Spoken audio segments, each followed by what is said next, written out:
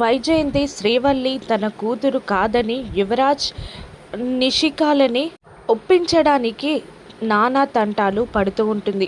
నిజంరా, ఆ శ్రీవల్లి నా కూతురు కాదురా అని వైజయంతి అంటూ ఉండగా, మరి ఎవరి కూతురు అని యువరాజ్ నిలదీస్తూ ఉంటాడు. అప్పుడు వైజయంతి అది నేను చెప్పలేనురా అని అంటూ ఉండగా, ఇప్పటిదాకా నిజం దాచింది చాలా అత్తయ్య గారు, ప్లీజ్ నిజమేంటో మాకైనా చెప్పేయండి, నిజం దాచకండి అని నిషి కూడా వైజయంతి నిలదీస్తూ ఉండగా, ఆ నిజం బయటపడితే మన భవిష్యత్తు మన బ్రతుకులు రోడ్డు మీద పడతాయి అని వైజయంతి అంటూ ఉండగా, లేదమ్మా, నువ్వు నిజం కప్పి పెట్టడానికి ఇదంతా మాట్లాడుతున్నావు, ఆ శ్రీవల్లి నీ కూతురే అని గట్టిగా అరుస్తాడు యువరాజ్.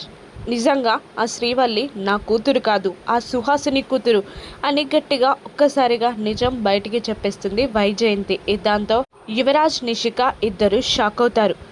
ఏంటి, సుహాసిని అత్తయ్య కూతురా శ్రీవల్లి, అంటే మామయ్య గారి కూతురు అని నిషిక అనడంతో యువరాజ్ కూడా మళ్ళీ షాక్ అవుతాడు. వైజయంతి అవును అన్నట్టు తల ఊపుతూ ఉంటుంది. దూరం నుండి ఈ మాటలన్నీ వింటున్న జగదాత్రి షాక్ అయి కన్నీళ్లు పెట్టుకుంటూ ఉంటుంది. శ్రీవల్లి కేదార్ సొంత చెల్లి అని తెలుసుకున్న జగదాత్రి ఒక్కసారిగా గతంలోకి వెళ్ళి శ్రీవల్లి మొదటిసారిగా ఇంట్లోకి అడుగు పెట్టే ముందు రోడ్డు పైన సుహాసిని ఫోటో కనిపించడం, కేదార్ అత్తయ్య గారి ఫోటో అని కేదార్కి ఆ ఫోటో చూపించడం అన్నీ గుర్తు తెచ్చుకొని శ్రీవల్లి కేదార్ స్వంత చెల్లని తెలుసుకొని సంతోషపడుతూ ఆశ్చర్యపోతూ బాధపడుతూ ఉంటుంది జగదాత్రి. కేదార్కి ఆ విషయం జగదాత్రి చెప్తుందా, సుహాసిని కూతురు శ్రీవల్లి అని నిజం బయటపడుతుందా? రాను ఎపిసోడ్స్లో చూద్దాం. Thank you for watching.